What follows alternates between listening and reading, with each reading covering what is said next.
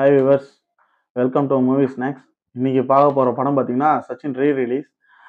இது ஒரு ஒரு மெமரிஸான படம் தான் இப்போதைக்கு. இது ஏன்னா நம்ம 20 வருஷம் கழிச்சு திருப்பி தானு சார் ரிலீஸ் பண்ணுறாரு. அப்போ அவர் என்ன எஃபெக்ட் போட்டாரோ அதே எஃபெக்ட் தான் இப்பயும் போட்டிருக்காரு. நிறையா ஒரு படத்தை எடுத்தோம் முடித்தோம் போட்டோன்னு இல்லை, ரிலீஸ் பண்ணுறோம் அப்படின்னு அவர் பண்ணல. இதில் பார்த்தீங்கன்னா கரெக்டாக கிறிஸ்பாக இன்னும் எடிட் பண்ணியிருக்காரு. அதுக்கடுத்து பார்த்தீங்கன்னா நம்ம டைட்டில்லே பார்த்தீங்கன்னா அவரு பேனரில் நடித்த விஜய் மூவி இதெல்லாம் போட்டு ஒரு டைட்டில் ஒன்று போட்டிருக்காரு. அது விஜய் ரசிகர்கள் ஒரு ஹாப்பியா இருக்கும். அதுக்கடுத்து இந்த படத்துல பாத்தீங்கன்னா கேமராமேனோட ஒர்க்கு. கேமராமேன் ஒர்க்கு இது வந்து ஃபிலிம்ல எடுத்த படம் இது. 2004ல வந்து ஃபிலிம்ல எடுத்த படம் இது. அப்போ எடுத்து இப்போ வந்து நம்ம டிஜிட்டலா கன்வெர்ட் பண்ணியிருக்காங்க. அப்போ எடுத்த அந்த ஆங்கிளும் அந்த அந்த மூவியோட குவாலிட்டி தான் மிஸ் ஆகாம இதுல இருக்கு. அந்த எங்கேயுமே பிசுறு அடிக்கல. ஒரு அந்த டோன் டவுன் பண்ண மாதிரி இல்லை. நல்லா ஒரு ஃப்ரெஷ்ஷா இருந்துச்சு. ஒரு ஒரு சீனுமே ஃப்ரெஷ்ஷா இருந்துச்சு. லைட்டிங் ஃப்ரெஷ்ஷா இருந்துச்சு. அதுக்கடுத்து ஒரு ஸ்னோ போட்டு ஒன்று பண்ணியிருப்பாங்க. அது சில சில பேர் சொல்லுவாங்க இது வந்து ஓவரா ஸ்மோக்கை போட்டாரு, இது பண்ணிட்டாரு, அதுவே வந்து தடுத்துருச்சு அப்படிலாம் இல்லை. இந்த படத்துக்கு ஒரு ரொமான்ஸுக்கு ஒரு மூடு செட் பண்ண மாதிரி இருந்துச்சு அந்த சீனு. இது நம்ம டிவியில தான் நிறைய பார்த்துருப்போம். டிவியில பார்க்கும்போது அந்த அளவுக்கு கிளாரிட்டி அந்த மாதிரி இருக்காது. நேரடியாக நம்ம தேட்டர்ல பார்க்கும்போது அந்த சீனோட எலிவேஷன்ஸ் அந்த இது எல்லாமே நல்லா சூப்பரா இருந்துச்சு. தான் படம் பார்த்தோம் மதுரை ஏஜஸ்ல. செம்ம செலிப்ரேஷன் மூடு அது. நல்லா பண்ணாங்க. விஜய் ஃபேன்ஸ் வந்து நல்ல ஒரு செலிப்ரேஷன் மூட்ல நல்லா கொண்டு போயிருந்தாங்க நேத்தி. எல்லாருமே நான் கூட சரி வெறும் விஜய் ஃபேன்ஸ் தான் வருவாங்க அப்படிதான் நினைச்சிட்டு இருந்தேன். ஃபேமிலி ஆடியன்ஸ் தான். ஃபேமிலி ஆடியன்ஸ் வந்திருந்தாங்க, கப்புள்ஸ் வந்திருந்தாங்க. எல்லாமே நல்லா என்ஜாய் பண்ணி பார்த்துருந்தாங்க. டைலாக் எல்லாருக்குமே மனப்பாடமான காமெடி டைலாக் தான் இதெல்லாம். எல்லாமே அந்த கண்மூடி திறக்கும் ஒரு சாங்ஸு, வாடி வாடி சாங்கு, ஓப்பனிங் சாங்கு எல்லாமே த்ரோட் என்ஜாய் பண்ணாங்க ஃபேன்ஸ் எல்லாருமே. அதுக்கடுத்து இந்த படத்துல இன்னொரு விஷயம் என்னன்னா வடிவேல் சாரோட த்ரோட் காமெடி. நம்ம இந்த இந்த காமெடியை கிட்டத்தட்ட ஆதித்யா சேனல் சிரிப்பொலியில ஏகப்பட்ட வாட்டி பார்த்துருப்போம். ஆனாலும் போர் அடிக்காம அந்த பாடி லாங்குவேஜ் பண்ணிட்டாரு. அதுக்கு ஈக்குவலா விஜய் சாரோட காமெடி. விஜய் சாரும் அது ஈக்குவலா பாடி லாங்குவேஜ். அதுதான் இந்த படத்தோட மிகப்பெரிய பிளஸ்ஸே அதான். நம்மளுக்கு போர் அடிக்காம இது 20 வருஷம் வந்த படங்க. யாரும் சொன்னா நம்ப மாட்டாங்க அந்த மாதிரி. இது 20 வருஷமா வந்த படம். இது இதுல அப்ப இருந்த கமர்ஷியல் படம். அப்ப இருந்த கமர்ஷியல் படத்துக்கு ஸ்கிரீன் பிளே என்னென்ன பண்ணிருப்பாங்களோ அது இப்பவும் கிளிக் ஆகுது இந்த படத்துல. அதுக்கு அடுத்து பாத்தீங்கன்னா சந்தானத்தோட காமெடி. இவர் வந்து வெறும் காமெடி மட்டும் பண்ணாம இப்பதான் நமக்கு ஒரு டீட்டெயிலா படம் பார்க்கும்போது தான் தெரியுது. அவர் வந்து காமெடி மட்டும் பண்ணல. இந்த கதையே அவர் தான் நகர்த்திட்டு போறாரு. ஒரு ஒரு கட்டத்திலையும் இவர் தான் நகர்த்திட்டு போறாரு.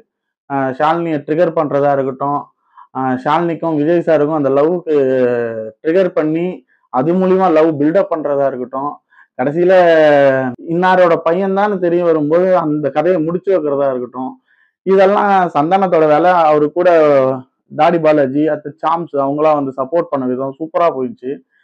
டைரக்டர் இவர் ஃபர்ஸ்ட் ஒரு படம் தான் பண்ணியிருக்காரு. இவர் மேலும் மேலும் படம் பண்ணணும்.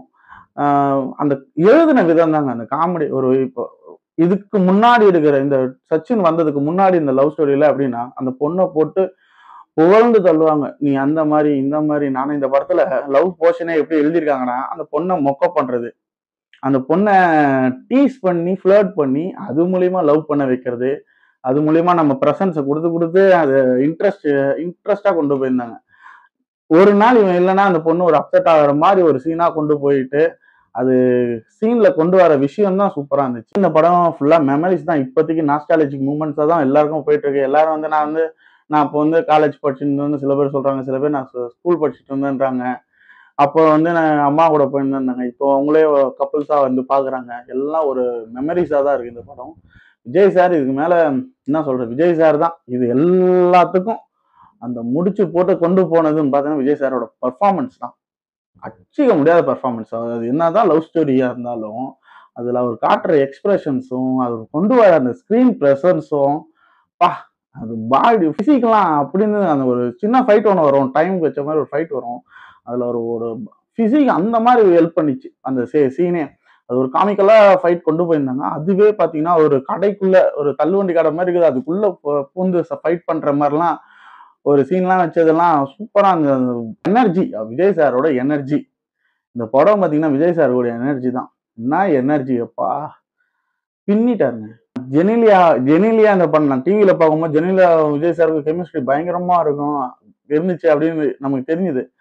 இனிதான் பாக்குறேன் இந்த படத்துல அந்த பொண்ணு நடிக்கவே இல்லைங்க. அப்புறம் அந்த அந்த அது வித்தியாசமா இருந்தது எனக்கு அது பார்க்கும்போது. அந்த சீனுக்கும் அந்த இதுக்கும் அப்படியே பொருந்தி போயிடுச்சு. அது ஒரு நடிப்பு மாதிரியும் தெரியல, அது ஒரு ஆக்டிங் பண்ண மாதிரியும் தெரியல, அது இயல்பா பண்ணாங்களா அது என்னமே தெரியல. ஆனா அந்த மிஸ்டேக்ஸ் எல்லாம் அப்படியே கடந்து போயிடுச்சு. இன்னொரு விஷயம், ஒரு மாஸ் ஹீரோ இந்த மாதிரி ஒரு ஜானர்ல திருப்பி ஒரு காமெடியா கொண்டு போய் பண்றதெல்லாம் ரொம்ப கஷ்டம். அது ஜீரோ ஹேட்டர்ஸ்க்கு பண்றது ரொம்ப கஷ்டம். ஒரு mass hero zero haters movie கொடுக்கறது ரொம்ப ரொம்ப கஷ்டம். ஆனா விஜய் சார் அது கரெக்டா பண்ணிருக்காரு. அவர் சிரிச்சா நம்ம சிரிக்கிறோம், அவர் அழுதா நம்ம அழுகுறோம். அந்த மாதிரி என்கேஜிங்கா ஆடியன்ஸ் வச்சிருந்தாரு. மொத்தத்துல இந்த சம்மருக்கு ஒரு குளுகுளுன்னு இருந்துச்சு படம் பார்க்கும்போது. மியூசிக் தேவி ஸ்ரீ பிரசாத் இதுல சொல்லியே ஆகணுங்க. மியூசிக் தான். நம்ம நிறைய சாங் கண்மூடி திறக்கும் போது சாங் எல்லாம் சூப்பரா இருந்துச்சு. அந்த பாட்டு பாட்டு எல்லாரும் பாட்டிருப்போம் கேட்டிருப்போம். அந்த வாடி வாடி இருக்கட்டும், எல்லா ஜானலும் படம் பண்ண மாதிரி ஒரு ஒரு ஃபோக், அந்த குண்டு மாங்கா சாங்கு, ஒரு மெலோடிக்கு அப்படியே அந்த கண்மூடி திறக்கும் போது, ஒரு ஃபாஸ்ட் நம்பருக்கு அந்த வாவா வாடி வாடி சாங்கு எல்லாமே நல்லா பக்காவா பண்ணியிருந்தாங்க. அதுல நல்லா ட்ரிம் பண்ணியிருக்காங்க. பிபாஷா கேரக்டர்லாம் தூக்கிட்டு இருக்காங்க. அதுக்கடுத்து 2 hours 20 minutes தான் ட்ரிம் பண்ணி வச்சிருக்காங்க. ஒரு என்ஜாய் பண்ணி தரவா ஃபேமிலி ஆடியன்ஸ் வந்து என்ஜாய் பண்ற மாதிரி ஒரு படமா வந்திருக்குதுங்க. நீங்க போய் தியேட்டர்ல பாருங்க. கனடா சினிமாஸ் ஓனர் சொல்றாரு, வந்ததுலே லாபம் வந்துருச்சு, அந்த அளவுக்கு புக் ஆகுதுன்றாரு. இது ரீ-ரிலீஸா இல்ல ஸ்ட்ரைட்டா ரிலீஸ் பண்றாங்களான்னு தெரியாத அளவுக்கு ஒண்ணு பண்ணிட்டு இருக்காங்க. அது விஜய் ஃபேன்ஸ் தான் அதெல்லாம் மெயினா காரணம். விஜய் ஃபேன்ஸ் வந்து என்ஜாய் பண்றாங்க அவர் தலைவரை. நீங்களும் என்ஜாய், நார்மல் ஆடியன்ஸும் இதை என்ஜாய் பண்ணலாம். இதே மாதிரி அடுத்த படத்துலயும் நம்ம சந்திக்கலாம். நான் உங்கள் வெங்கடேஷ். மூவி ஸ்நாக்ஸ் நம்ம சேனல் மறக்காம ப்ளீஸ் ஷேர் அண்ட் சப்ஸ்கிரைப்.